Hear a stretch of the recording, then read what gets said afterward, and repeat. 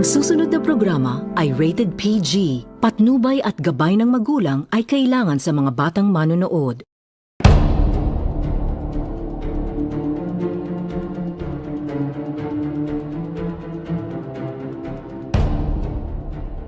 In times of political uncertainty and national debate, the rule of law becomes more important than ever. It serves as the foundation of democracy, ensuring accountability, protecting rights, and maintaining public trust in our institutions.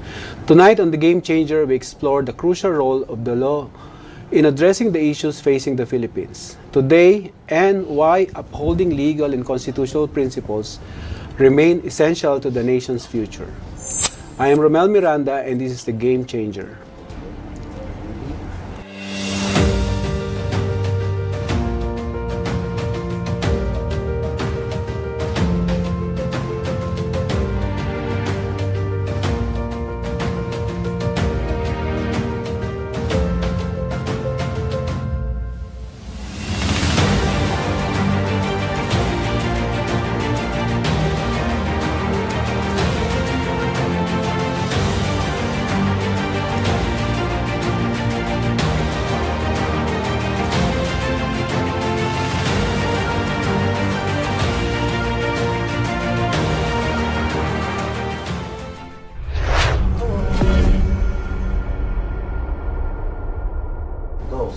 Our guest tonight is a distinguished lawyer, educator, and public advocate whose career spans decades of legal practice, academic excellence, and public service. Admitted to both the Philippine and the New York State bars, he has handled some of the country's most significant civil, criminal, election, and family law cases while helping shape the next generation of legal minds through teaching and scholarship. Known for his expertise in constitutional law and public interest law, he continues to be a respected voice on issues on governance, accountability, and democracy. Please welcome to The Game Changer, Attorney Howard Howie Calleja. Good evening, sir. Good evening. Welcome, Sir Panyero. Opo. At pareho naman tayo magagandang lalaki na abogado. Opo. Howie, importante po na makita po natin yung kalakaran po ng rule of law dito sa ating bansa. Pero before that, sir, matanong po namin, paano po ba kayo napunta sa practice of law at ano po ang nagbunsod sa inyo upang mag-pursue po ng career sa law? Well, siguro pwede kong sabihin, mahabang usapin yan na Romel, no? Pero mula nung bata pa ako, talagang nasa dugo na natin ang kumbaga service to community sa tao, at nakita natin na siguro isa ang batas o isa ang rule of law na makapagtulong sa mas nakararami, no? Siguro kung makikita mo, iba nagtataka sa akin bakit ako napunta sa physical therapy o BS, kumbaga parang pre-med bago ako napunta sa abogado. So siguro ang kwento lang dyan, ang short kwento lang dyan, nasa pamilya kami ng mga doktor. Okay? Pero of course sa pamilya na may mga abogado rin at may mga politiko rin, pero yung aking mismong family, meaning my immediate family, my mom, dad, ganyan, talagang kumbaga trekking the medical field, no? Sir, kumusta po ang karanasan nyo nung nasa law school po kayo? Katulad din po ba ng kukumpara nyo po sa pagtuturo nyo po ngayon at saka po nung nag-aaral kayo, ano po bang pagkakaiba o pagkahalintulad po ng mga karanasan po sa law school? Siguro pareho tayo, Panyerong Romel, nung panahon natin, wag natin sabihin napakatagal na. Opo. Pero nung time yun yung method na talagang nasa recitation ka. Opo. 'Di ba? Pag hindi ka patayo ka pa lang, pag hindi ka makasagot, masigawan ka na o mapahiya ka, talagang ganun talaga, no? But ngayon kasi I teach also in some schools, in a number of schools. Alam mo, masyado ng yung mga bata ngayon masabihan mo lang ng konti, ma-joke mo lang ng konti. Medyo kailangan ingat ka rin, no? Opo, sir. Kasi kailangan ngayon, ang tawag nga nila, kailangan politically correct. Yes. At saka, alam mo dati, wala tayong reklamo. Wala pang ang computer nung time natin, no? Wag natin Xerox, sabihin gaano katagal. magpipila ka sa SCRA para mag-Xerox. Siguro yung mga nakikinig, yan yung libro ng abogado, no? Ngayon, computer mo lang, makikita mo Lahat na. na po. So, yun pang isang diferensya na talagang, ang SCRA nun, baka isa, dalawa lang ang kopya sa library, so pipila ka pa. Ngayon, nasa telepono mo lang, nasa iPad mo lang, kita mo na in one click. So, mas madali, pero isipin mo, mas marami naman ngayon ng mga kaso. Sa tingin natin dati, 20 cases a day tayo, 50 cases a day. Ngayon, ganun din. Kaso, tayo walang reklamo. Tama po. Ngayon, yung mga estudyante ko, 20 lang, 30, parang maiiyak na. Maiyak na. Hindi pa sila na-handle sa mga... Oo, hindi pa. So, at saka pag makakapal, nako, talagang iiyak na. Dati, binabasa natin pati dissenting opinion. Opo. Tinatanong pa na, ngayon, pag tinanong yung sasabihin, ang sinerox ko lang, yung main case, wala yung separate and dissenting opinion. Because, Paano? Minsan, importante rin yun. sabi nila, hindi holding yung dissenting opinion. But yun na nga, I think nandun din yung nandun din yung diferensya. I guess kasama na yan sa training. I would say na ang training ng mga abogado ngayon iba rin sa training ngayon, no? Plus of course, nandyan din yung tulong ng technology which makes it easier, although makes it also a little bit more challenging. Apo. Sir, another note, yung pong pag-aaral po ng batas sa Pilipinas, paano po siya natin maikukumpara sa pag-aaral po ng batas sa Amerika tulad po ng Duke University po? Alam mo, we were blessed na nakapag-aral tayo both in Europe and in the States, no?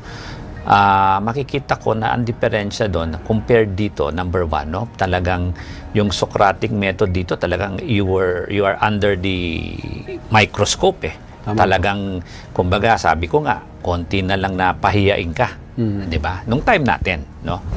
Pero doon sa Europe, sa Amerika, nung nag-aaral, saka nung nag-i-intern ako, talagang it is more to encourage legal thinking, no? To encourage freedom of thought and freedom of speech, no? Ibig sabihin, meron kang syllabus, meron kang reading material, reading assignment. Sa atin, kung ano lang yun nandyan, kung chapters 1 to 2, talagang chapters 1 to 2 ka lang, di ba? Ngayon, doon sa pwede mong, you can even challenge it, no? Although dito, hindi naman natin sinasabing hindi pwede, pero parang pag challenge mo, sabi mo, ay hindi pa yan dito lang tayo, di ba? Yung time natin, no? Pero sa Amerika, at when the Western teaching na ako, parang sinabi, katulad naalala ko yung isa kong teacher, no? Meron isang estudyante dun sa klase namin, sabi niya, yes, you have a point, but we will discuss that on the chapters to follow, the next chapters to follow, no? Ibig sabihin, yung discussion niya nauna na. Di ba? So, pero hindi naman sinabi kung dito yan, sasabihin, mali ka na kaagad, di ba? Doon kumbaga may encouragement kasi kada punto mo doon bibigyan nila ng kahalagahan. Correct. Di ba? At saka bibigyan ka ng freedom, yung parang talagang mag-isip ka, hindi ka i-box into a kumbaga di kahon na pagtuturo. Yes, sir. Doon sa abroad talagang, or sa western, talagang ilalapat ka, which sa akin pagtuturo ngayon, ina-apply ko rin, no? Hindi yan lang ang sinabi ko, hanggang dito lang tayo, no? Baka kasi, I have to remember, yung jurisprudence natin, Romel, tsaka yung constitution natin, vibrant yan eh. Alive yan. Hindi yan pwedeng, yan ang sinabi, yan na yun. Di ba? Minsan, alam mo yan, yung dissenting opinion, after a while, becomes the majority opinion. Reverse yan, magiging the dissenting is now the majority opinion. I-reverse yung old jurisprudence. So, kailangan pag-isipan mo talaga. I-challenge mo, iisipin mo talaga yan. Which sa karanasan ko po sa labor law particularly, no?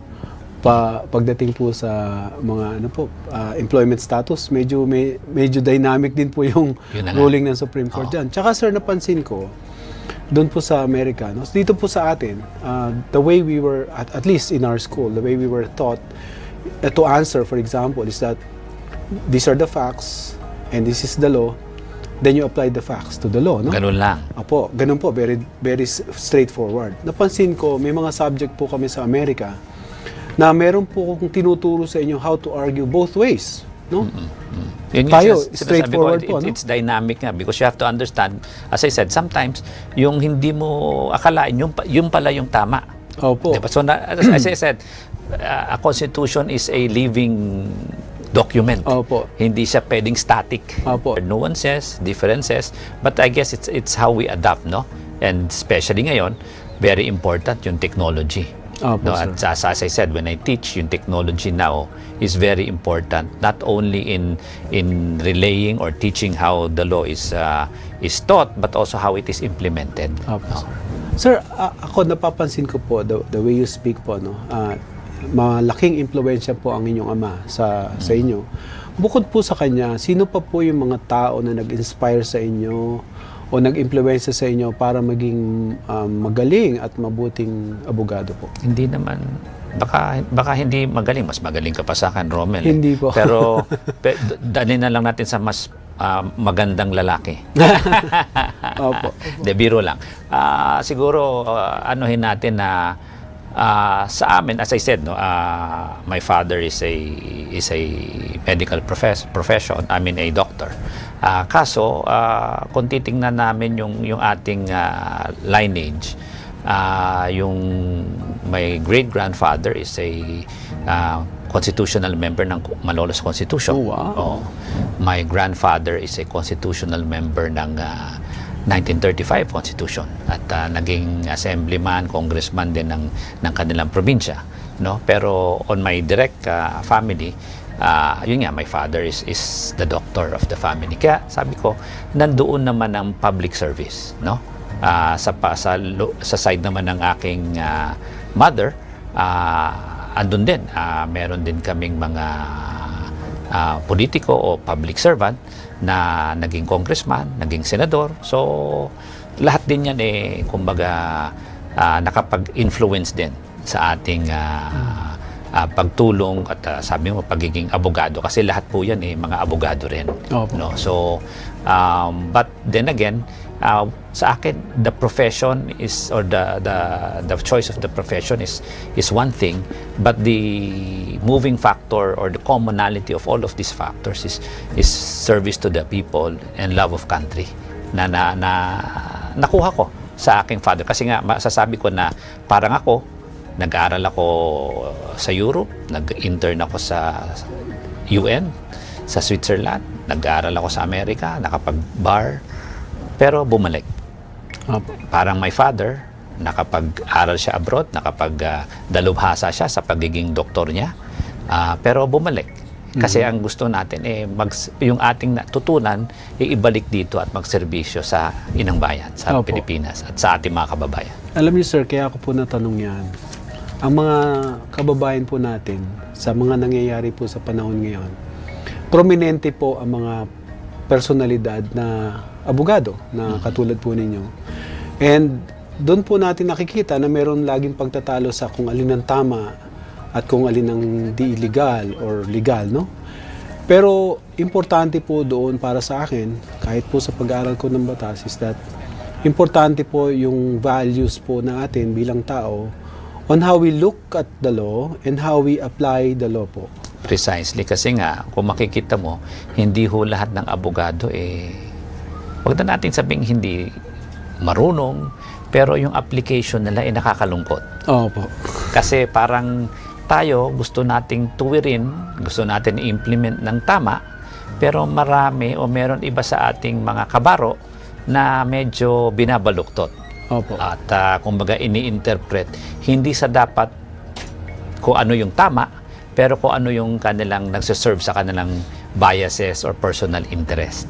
Opo. Na sana nga hindi nangyayari. At if kung talagang pipilitin mo, yan ay katulad ng mga napangyayari sa ating gobyerno. No? Kung titingnan mo na lang sa akin, Katoliko ka naman, Romel, di ba? Sa akin, simpleng-simple. Bago tayo pumunta sa rule of law ng civil law, yung rule of law ng ating God, yung Ten Commandments, di ba? That is sa akin, that is the most primary ng ating rule of law. 6 years nung Duterte administration, thou shall not kill. MAEJK. Paano naman yan? Di ba? And parang sa akin, naging ano na lang, di ba? sabi nga natin, hulihin mo o kaya self-defense. Bakit naman ang sinasabi nila? Pati, kaya nga, may ICC si Senator Bato eh. Siya nagpauso ng tokhang at sinabi, di ba, kung ayaw lumaban, palabanin mo. Di ba, pwede pa naman yon. So, sa akin, yun ang masama. And then, yung mga kabaro natin, pero protektahan pa yung ganong sistema. So, ginagawa pang legal ang dapat, hindi legal. Opo. Alam niyo, sir, naniniwala po ako na no profession or group or institution has the monopoly of goodness or wickedness for that matter, no? Kaya po nasabi ko lang po ito is that because pagdating po doon sa binanggit po ninyo, yung profession po ng law enforcement at saka po ng mga abogado, masyado pong prominente. Oo. Kasi hindi lang po ito na simple contractual relationship na hindi ko sinunod yung usapan natin, ako lang po apektado. Ito po, apektado po ang maraming tao at ang ating pong lipunan. At sa pag-advocate po ninyo to, attorney, ano po yung sa tingin yung parang mga naging konting sakripisyo ninyo o preparasyon para po ipaglaban po yung mga ganito pong conviction po ninyo? Marami ho tayong talagang sa pinaglaban natin na Romel, marami tayong pinagdaanan dyan. No? Unang-una, syempre, bilang abogado, maganda yung ating, kumbaga, sabi mo nga, kumbaga, tinitingala tayo bilang may profesyon, di ba? Pero hindi naman lahat kailangan pagkakitaan din. Tama po. Di ba? Kailangan meron din tayong serbisyo sa ating mga kababayan. Tama Kumbaga, ang isa na pwede kong sabihin na talagang nagbigay tayo ng serbisyo, tayo naging legal counsel ng PPCRB, yung Parish Pastoral Council for Responsible Voting. Ilang taon din tayong nag-abogado dyan. Ang sabi ko nga, hindi yan pro bono pro abono. Kasi kahit na kung saan tayo papuntahin, kasi nag-voter education tayo, ako pa yung gumagastos sa pamasahe ko. Kung kailangan matulog overnight or 2 nights, ako pa yung nagbabayad ng aking kung saan ako matutuluyan, etc. So, kaya nga, at saka alam mo naman, per ora ang bayad sa atin. Opo. So yung time na binibigay mo doon, hindi na masisingil 'yon at hindi mo masisingil sa iba. Tapos abono ka pa nga kasi nagbayad ka pa, 'di ba? Nang hindi. So, 'yun ang number 1. Number 2, marami rin tayo, kung makikita mo, Romel, marami tayong pinaglaban sa Korte Suprema na naging kumbaga landmark cases. At masasabi ko, nandiyan na yung RH bill na pinaglaban natin, na tayo isa sa mga nakipagdebate sa Korte Suprema. Yung anti-terror bill, no? Tayo rin question din natin yan, nakapagdebate rin tayo. And very recent, ito, pagmamalaki ko, talagang naibalik ko sa kaban ng ating bayan ang more than 60 billion or actually 90 billion na PhilHealth funds. Ako po ang isa sa counsel at nag-orally argue sa Supreme Court. So talagang yan, kumbaga may sasabi ko na sa ating, alam mo, hindi mabubuo ang experience mo as a lawyer pag hindi ka nakapag-argue sa Supreme Court. 'Di ba? So sa akin hindi lang kumbaga blessing na nakapag-argue, blessing pa na yung ating mga topic, no, o yung mga pinaglaban doon nadinig ng tama at naipanalo natin para sa ating mga kababayan. These are doctrine setting cases po, ano? Oo. So after that, sir, ano naman po yung parang tinuturing niyo pong kabayaran po nung inyong effort po doon, sir?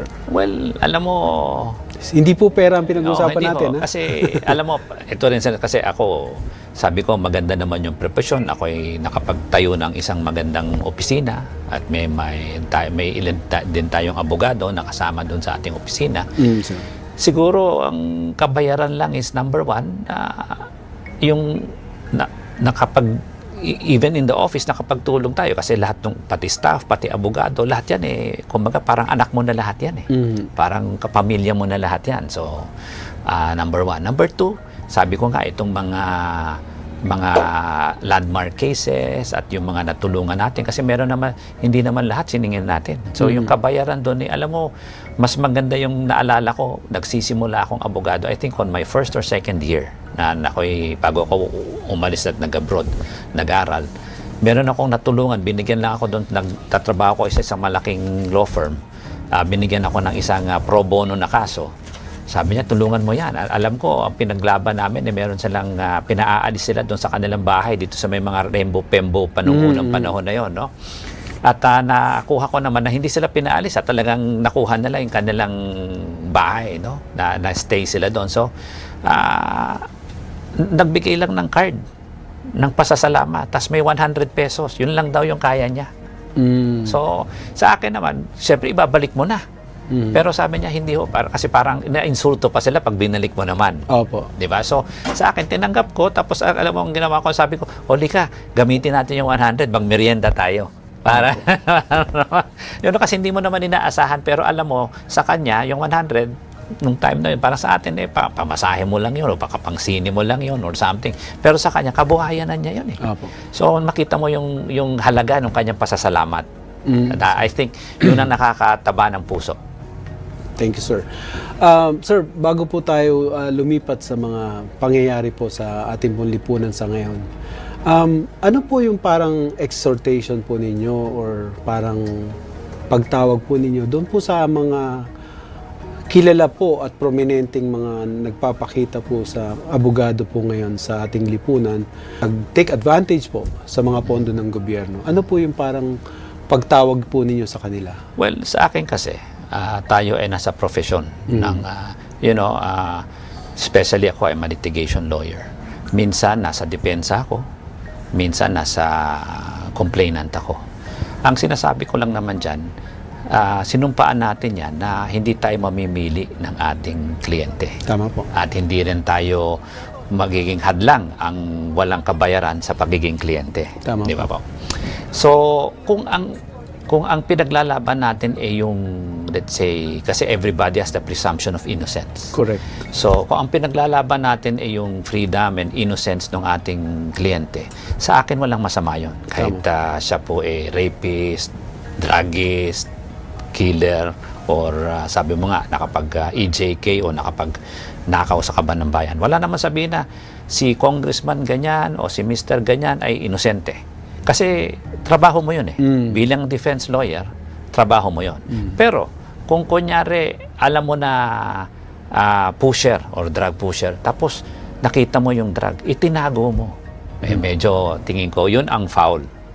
Diba? So tingin ko, it is how you conduct yourself in the case. So sa akin, I would not judge anybody for accepting the case, but we should look at how he or she conducted himself or herself with the case. Kunyari, merong murderer, kita mo bumaril, nandun pala yung baril.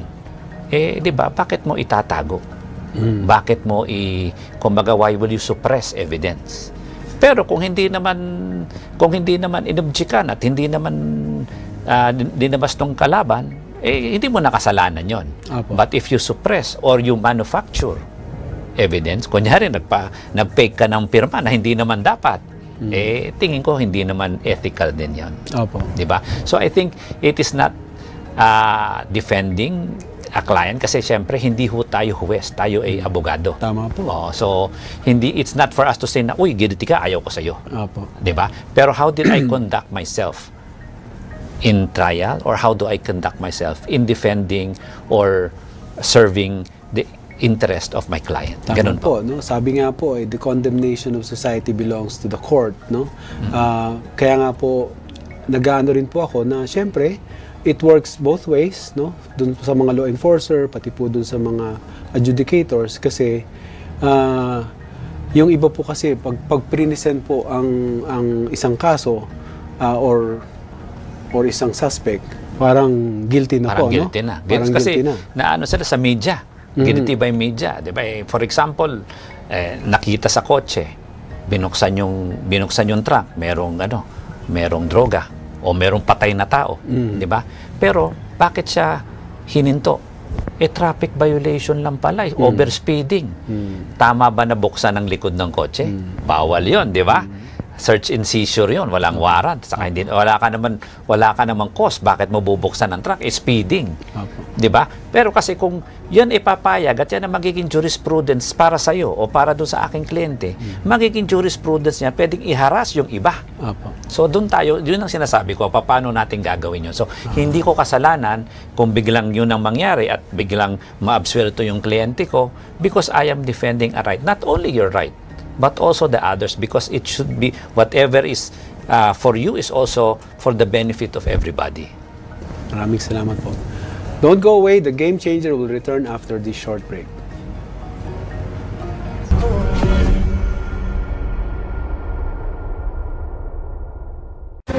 The 2025 was a meaningful year for Bingo Plus Foundation. As our purpose grew, it was time for a new chapter. Introducing DigiPlus Foundation. Education is the bridge to opportunities. Through the Future Smart program, we empower learners and educators nationwide. At DigiPlus Foundation, we multiply learning for a better future. Healthcare should come with no barriers. Kalusugan Plus delivers medical missions, and Embrace Plus mental health support, which empower every Filipino through compassionate and accessible healthcare. At DigiPlus Foundation, we multiply healing. One patient, one community at a time. Every dream deserves a chance. In Wish Plus, we grant wishes, empowering individuals, families, and communities together with their partners. At DigiPlus Foundation, we multiply hope, dignity, and possibilities. Disasters don't wait. Through the Bayanihan Plus program, we mobilize immediate response and recovery efforts. At DigiPlus Foundation, we multiply the spirit of Bayanihan across the nation. DigiPlus Foundation is committed to delivering on our promise to bring help within everyone's reach. When support becomes accessible, impact doesn't just grow, it multiplies.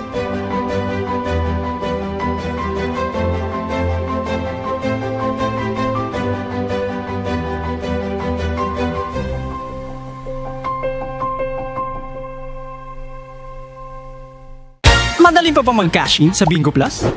Sa Bingo Plus. Official partner na namin ng Bayad Center. Easy!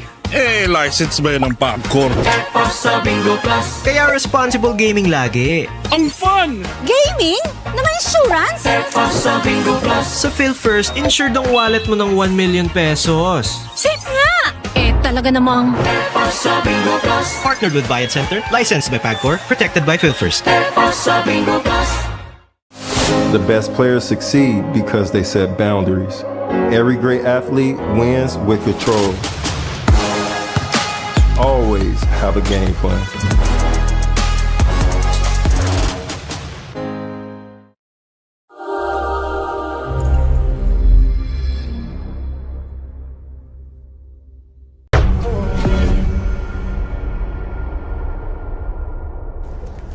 Welcome back to the Game Changer.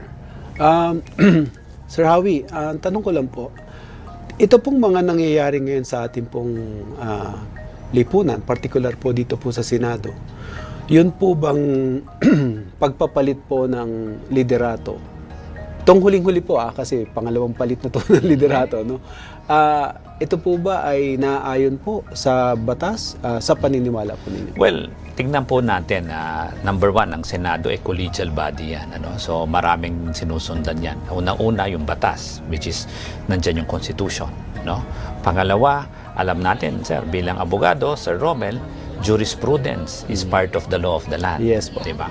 Number one, since it is a collegial body, andyan yung tawag dito, culture, tradition, and ito, precedence. Ibig sabihin kung ano na yung nangyari before. Yes, diba? So, tingnan po natin, ano pong sinasabi ng Constitution natin? 1935 at 1987, Section 6, Article 10, 2 sa 1935. Section 16, Article 10, 2 sa 1987. Parehong sinasabi dyan on quorum. Di ba? Not the majority of 24. So ano bang majority ng 24? 12 plus 1. So 13. Apo. Pero Hindi lang naman yan ang batayan. Di ba? Ang ating Korte Suprema ay nandyan para interpretin, paliwanagin kung ano yung sinasabi ng Constitution, kung ano yung sinasabi ng batas. So, meron bang jurisprudence? Nako, meron. 1949, yung Avellino versus Cuenco. Di ba? Anong nangyari doon? 24 sila, may nag-walk out na 10 at may isa na abroad at may isa na may sakit. So, ang natira, 12. So, anong sabi? Di nagboto sila, naglagay sila ng acting tawag dito, Senate President, si Senate President Cuenco. Hindi Cayetano. Parehong si. Opo. Nung time na yon. So, anong sabi ng Supreme Court? Kasi question ni Avellino ito. Anong sabi ng Supreme Court? Ito, jurisprudence. Diba? Sabi niya, yung sinasabing members is dapat yung members na kaya ng kunin ng processes o ng jurisdiction ng Senado. Diba? Hindi mo naman mapipilit ang nasa abroad. Hindi mo rin, yung nakaratay sa ospital, paano mo naman hahatakin yun, di ba? So, ang sabi nila, since it is practically impossible, no? So, paano, ang sabi nila, dapat yung based on, ang tatay, binis nila on 23. 23, ang majority nun is 12. Ngayon, titingnan natin, is that in all fours? Ibig sabihin, tama bang i-apply itong Avellino sa panahon ngayon? Yung parallel po niya, no? Kung eksakto ba siya. Ang sagot ko ay oo. No? Ganun din, 24. Yung isa, nakakulong. Di ba? Paano mo pipilitin ang nakakulong? Nasa under the, di ba, may separation of powers tayo, nasa judiciary na yan. Hindi mo siya pwedeng kunin nang hindi mo idadaan sa justice. At saka non-bailable. So, hindi mo siya pwedeng ilabas lang. Di ba? So, hindi kaya ng, kasi ang nag-i-enforce yan, Sergeant at Arms, hindi na dyan basta pwedeng kunin doon. Di ba? Number 1. So, hindi na pwede yan. Number 2, yung isa naman, nagtatago kasi may warrant. So, ang tanong ko doon, si Senator Bato na nagtatago sa ilalim ng bato, paano natin mapipilit bumalik? At sinong masasabi kung nasaan siya? Now, kung mahanap pa siya, hindi naman ang punta niya sa Senado. Kasi may warrant siya, kung nahanap siya, di ang punta niya sa ICC. So, hindi mo rin mafo-force mapunta ng Senado. So, technically, it is a majority of 24 less 2. So, 22. Ano na ngayon? 22. So, divided by 2, 11 plus 1, 12. So, at yung pangatlong sinasabi natin, meron na bang culture yan or tradition or precedence, kasi yung tradition okay lang na hindi sundin niya kasi pwedeng magbago ng tradition. Pero precedence, ibig sabihin nangyari na ba ito? Nangyari na ito ng ilang beses, no? I think 5 or 6 times, but very important, very telling, nung May 2015 na ang Senate President ay si Senator Frank Drilon, present si Pia Cayetano. Si Alan Cayetano, senador din doon, but on official mission. Si Loren Legarda, on official mission din. Ang sinabi ni Senate President Frank Drilon noon, 24 tayo, 3 nakakulong. Si Enrile, si Bong Revilla, at si Jinggoy. Nakakulong ulit. So, 3, tapos yung iba, on official mission. So, ang total na noon, 17. So, binilang nila yon na ang kanilang majority, sabi na majority of 12, because of the circumstances na sinabi ko na nga, so, they called the quorum with a majority of 12. Ang tanong ko, kay Senator Pia, Senator Loren, at Senator Alan, bakit hindi nila question ng 2015? Kung ang question nila ngayon ay quorum. Di ba? Pareho ang sitwasyon. Mas malala pa nga ngayon dahil yung isa nakakulong, yun nakakulong. Di ba? Pareho nakakulong. So same analogy. Yung isa, sila abroad.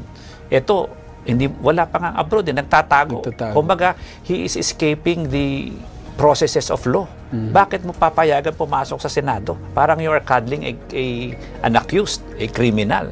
Diba? So, talagang hindi pwedeng pumasok sa Senado. So, hindi siya kaya ng jurisdiction, hindi siya, kumbaga ang sabi nga sa Avellino, it is a functional presence. No? So, kaya ba mag-function? Hindi. So, sino ang functional presence? Yung 22. So, we base the majority on the members na 22, which is a functional presence. So, sa akin, tama yung ginawa nila. Ngayon, ang susunod na tanong dyan, may quorum, pwede bang gumawa ng business? Alam natin yan bilang abogado, Panyerong Sir Romel. Di ba? If you have a quorum, you can do any business. Di ba? Anong nangyari?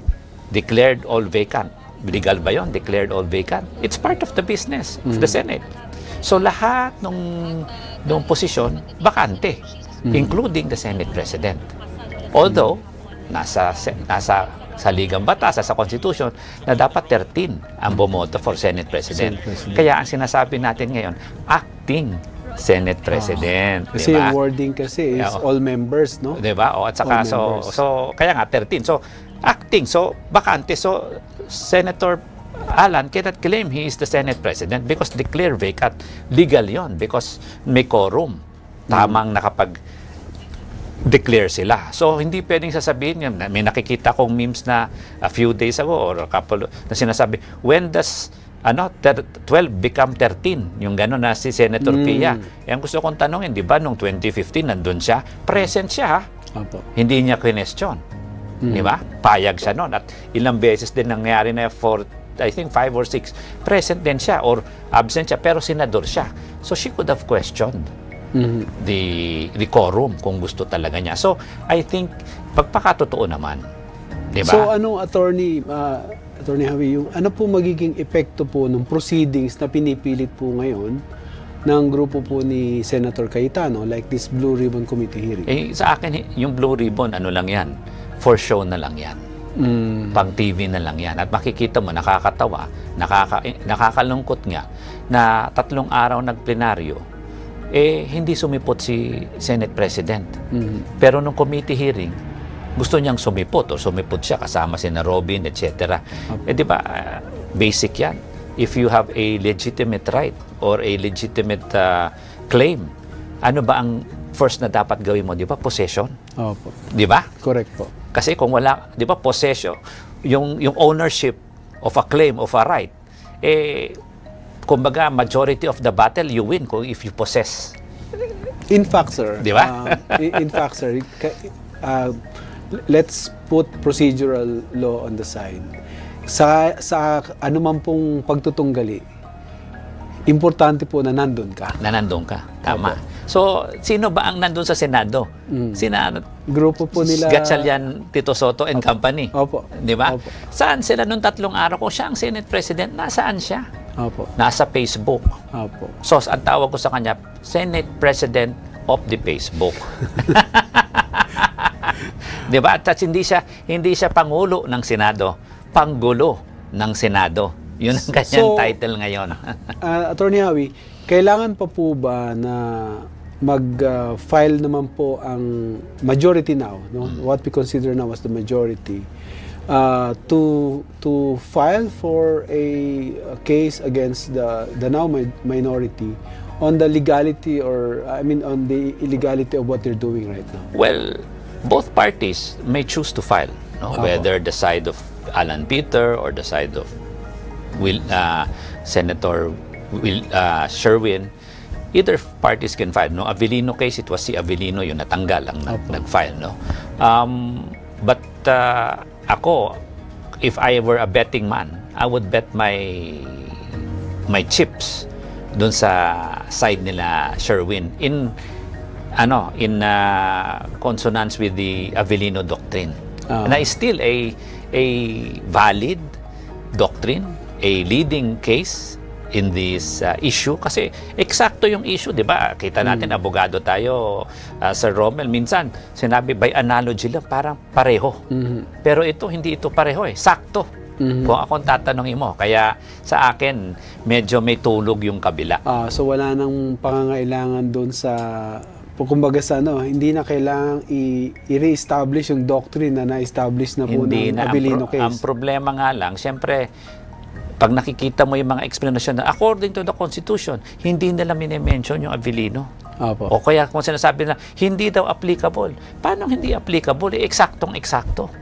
At saka, kung titingnan mo, sabi ko nga, the wording of the 1935 Constitution and the wording of the 1987 Constitution on this issue, yung Article 6, Section 10, and Section 16 on, dito sa 87, sakto. Hanggang period, sakto. Walang pagkakaiba. So why would they have a different interpretation? Di ba? Another issue, Attorney Howie, yung pong CND adjournment proclamation of Senator Cayetano on paper and the CND adjournment by Senator Win Gatchalian. Alin po doon yung Ito nakakatawa, Romel. How can you adjourn CND kung wala ka sa plenary? Di ba? Ginagawa yun. Pinupukpok mo yung gavel Opo. Di ba? Para tayong judge niyan. Paano ka mag-judge nang wala kang pinupukpok na gavel? Opo. Di ba? And I think, sir, it runs counter to the very nature of the Senate being a collegial body. No? Because you, as parang tingin ko lang po, is that you, just because you're a Senate President, you can just simply adjourn Senate on paper. By declaring it as such, no? At saka, without the conformity ang of your... CND is done collegially. Yun nga po. Di ba? Yun nga po. Ginawa niya on his own. Opo. And then you just pass it around, no? Kaya nga siya ang Senate President of his own. Senate President without a Senate. Di ba? Opo. And you have to remember, ang nangyari nito, even the acts nung kay Senator Sherwin and company Opo. was already affirmed by Malacanang. There was recognition. Recognized by Malacanang and the House of Representatives. Si Speaker Boji D, na a few days ago, na rin niya, recognize niya. Which is, again, on all fours with the Avellino. Kasi sinabi rin doon na, paano namin sasabihin hindi tama ang ginawa? Recognize na ng Malacanang. Recognize na rin ng Congress. So it's the same thing. So kaya nga sinasabi ko, eksakto, all fours tayo. And the same thing na sinabi rin doon sa Avellino na we are not going to interfere kung sino yung Senate President. Doon na kami sa quorum. So yun din ang klaro. So kaya nga sinasabi ko, pag ito dalhin sa Supreme Court, kung papayagan ni Senator Sherwin, ako magdi-depend on their side kung papayag. At sabi ko nga, sanay na ako, nag-anti-terror bin na ako, nag-RH bin na ako, nag-PhilHealth na ako na pinanalo natin, nag-oral argument tayo dyan. So, it would be a nice academic exercise again. Opo. And a nice, kumbaga, learning exercise na talagang sino ba ang tama? Again, sir, we go back to the concept of the rule of law, no? Sabi nga po nila, kung gaano po karami ang abogado, ganun po karami ang posisyon. Pero what really matters is the rule of law, and that can only be established if we look at what is exactly in the law and in its spirit, and of course, yung po sinasabi po ninyo, when we go to the Supreme Court, no, for its interpretation. Siguro po, sir, parang panghuling ano po natin is that, ano po, sir, ang nakikita nyong parang mga susunod na pangyayari at prospect po nung ganito pong gulo na nakikita po natin sa Senado? No, sadly, Sir Roman, tingin ko the bigger agenda dito ay yung impeachment. Kasi kung titignan mo, July 6, i-convene. So ang question dyan, paano mo i-convene? Di magkakagulo tayo dyan. Opo. Di ba? O kaya baka hindi sumipot. Na naman, kasi plenaryo na naman yan. Baka hindi na naman sumipot. Baka ang isang question yan, paano kung magpatawag si Presidente ng special session between now and July 6 or between now and SONA? A-attend ba sila? So, ang question dyan is, di ba when you interpret the Constitution or any law, kailangan may harmonious, meron which is functional, yes, sir, which is what would make it more, tawag dito, the execution easier, yes, di ba? You don't make it absurd. Oh, sir. You don't make the implementation absurd. You make it as easy as possible and as logical as possible. So, that's why I'm saying, doon pupunta yung gulo. At yung gulong yan, pinipilit lang nung grupo ni Senator Alan. Na sana naman, hindi nga magkatotoo na ang issue dito, gusto nilang guluhin ang impeachment. Because alam mo naman yan, Sir Romer, kung gusto nilang guluhin yan, hindi lang yan a-attend. o kung gusto nila na sila pa rin ang mananaig sa impeachment, paano naman kung ikaw yung prosecution, baka naman lahat ng objection o lahat ng subpoena mo for any motion, bigla na lang i-deny. Opo. Di ba? So, hopefully, again, we put to the neutrality of the senators, we go to the soundness of their decision, and hopefully to the, tawag dito, na raise above all biases and look for the benefit of the institution, the country, and of the people. Kasi sir, sa ngayon po, 12 is enough to conduct the regular business of the Senate. Kaya po sinasabi nyo na kailangan yung iba is because of the requirement on the decision for the impeachment. Tama po ba? Opo. Sa tingin ko, pwedeng tumuloy yung impeachment trial. Opo. Pero, kung 12, To impeach. Paano yung conviction Yung and conviction. acquittal? Opo. Because 2/3. Two-thirds po. Unless, kasi ako kung talagang pipilitin ko yan, alam mo, ang maganda dito, Sir Romel, ang kaibahan ng 1935 Constitution, doon sa 1987 Constitution, alam mo yan, may expanded jurisdiction ang Supreme Court. Tama po. So, paano yan kung sabihin na lang, noong 1935, kaya hindi namin dinesisyonan kung tama o mali ang kung sino ang Senate President dahil wala kami expanded jurisdiction. Baka ngayon, pwede nilang sabihin na pwede na namin pasukan yan because it has a constitutional basis or constitutional issue. So someone could file a petition just to, have the Supreme Court set the doctrine. To make another doctrine. No? Opo. And then, kung ipupush natin yung logic ng Avelino na kung sino yung functional, kung sino yung pwedeng kunan ng jurisdiction ng Senado, paano, kung ako, I would argue, paano kung si Bato, si Bongo, or whoever, nasa ICC na? Di ba? Kahit hindi expelled, pero technically, kasama ba dapat sila sa bilang? Opo. Oo. Tapos, paano kung non-bailable nga yung iba, nakakulong? Kaya pa ba ng jurisdiction niya? Kaya ba ng compulsory processes ng Senado na kunin So sila? the count of the 2/3 Baka bumaba. would be different. Baka imbis na 24, baka 19, 20, 21. So maiiba yung, kumbaga, baka 16, baka naging 14 na lang, o 13, o 15. So depende po yan. So that's what I'm saying.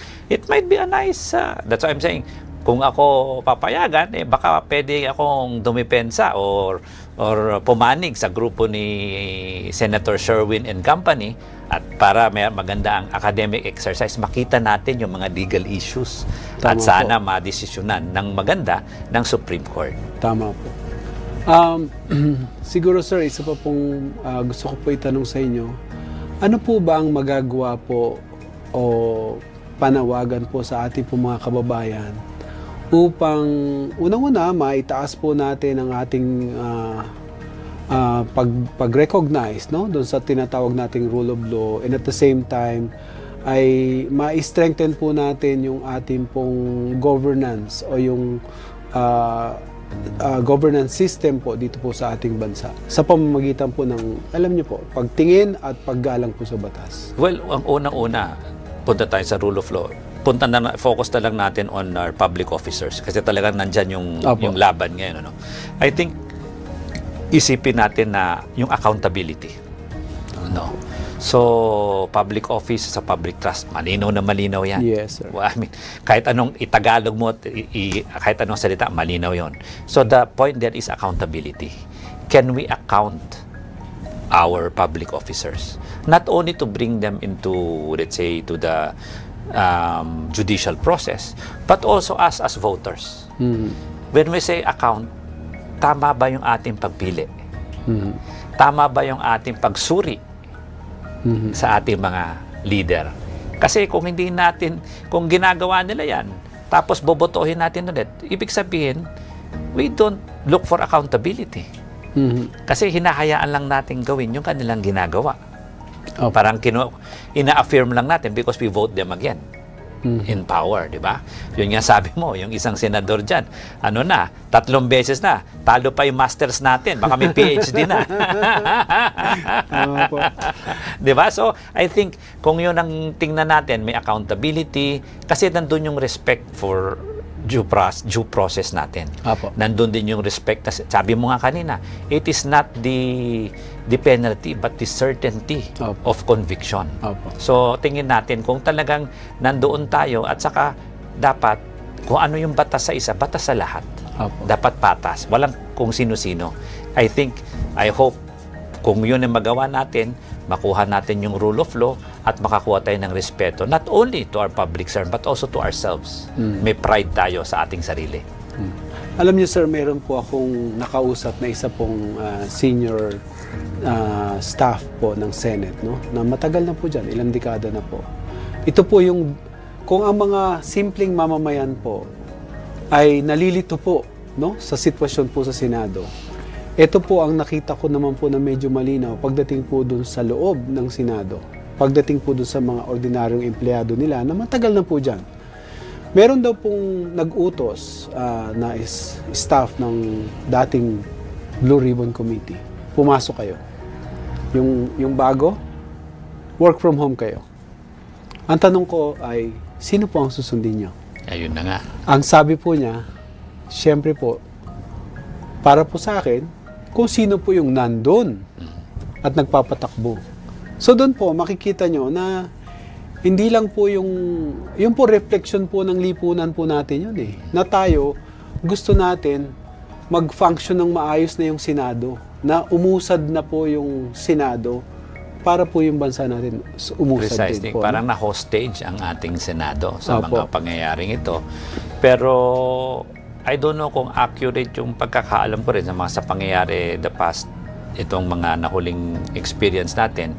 Ang sabi sa akin, dahil naka-work from home, ang karamihan nung staff doon, hindi naman staff ng Blue Ribbon. Staff ng mga senador na nandun. Opo. So ang question doon, tama ba yung nila ng komite? Kasi hindi naman staff yun ng komite, number Opo. one. At saka ang chairman, hindi na si Pia. Ang chairman si Erwin Tulfo na. Opo. So, kaya nga sabi ko, it's very ripe. Nako, bilang abogado tayo, Opo. Panyero, magandang paglabanan to, pagdebatihan sa Supreme Court. Although, sa tingin ko, kung ibabase natin sa batas, sa precedents, at sa jurisprudence, mukhang nakalalamang yung panig nila Senator Sherwin. Opo. Ako naman po, ang pananaw ko po ay makikita po natin na hindi naman po kailangan po malalim o mataas po ang pinag-aralan ng tao o malalim po yung pagmamahal niya sa ating bayan. Even just what we call as ordinary people, we can see right through all this seemingly farce display of conviction. Napakasimpleng ang intindihin eh. Kaso meron lang talagang ayaw umintindi. Di ba? Kahit nga force majeure, hindi nga ma-spelling pero ibang explanation eh. Maraming salamat po, sir. In a time when political differences often dominate the conversation, the rule of law remains our common ground. It is the foundation that protects our rights, ensures accountability, and strengthens our democracy. As we've learned tonight, lasting change is achieved not through power alone, but through justice, integrity, and respect for the law. Good evening, I'm Romel Miranda, and this has been The Game Changer. Sir, thank you, sir, so much. Salamat Thank po. you, sir. Thank you po. Thank you.